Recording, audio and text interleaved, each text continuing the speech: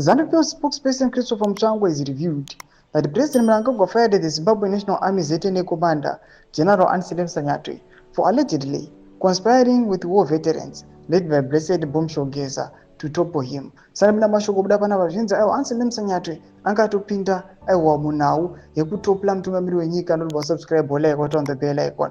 Tipinda panapa munombobuda nyuka mchinzi.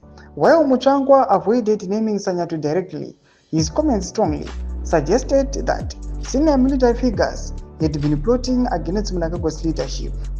Sanyatwe, a key Chiwenga ally, was swiftly replaced by Lieutenant General Emmanuel Matatu and reassigned as Minister of Sports, an appointment widely viewed as a humiliating demotion. This sudden military shake-up is part of Mnangagwa's broader strategy to neutralize perceived threats within the security sector, particularly those linked to Chiwenga.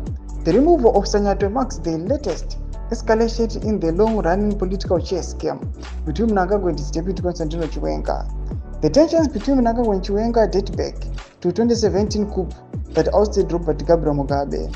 Chiwenga, as then the army commander, played a decisive role in bringing Mnangagwa to power. However, their alliance quickly soured as Mnangagwa moved to sideline his deputy, systematically begging military figures loyal to Chiwenga. Since 2018, Mnangagwa has replaced Police Commissioner General Godwin Matanga with Stephen Mutamba, appointed ex-PAC's boss Fulton Mangwanya as Central Intelligence Organization Director, replacing Isaac Moyo. Now, removed Sanyatwe, further dismantling Chiwenga's military network. The pattern is clear. Mnangagwa is reshaping Zimbabwe's security apparatus, ensuring that only his most trusted loyalists remain in key positions.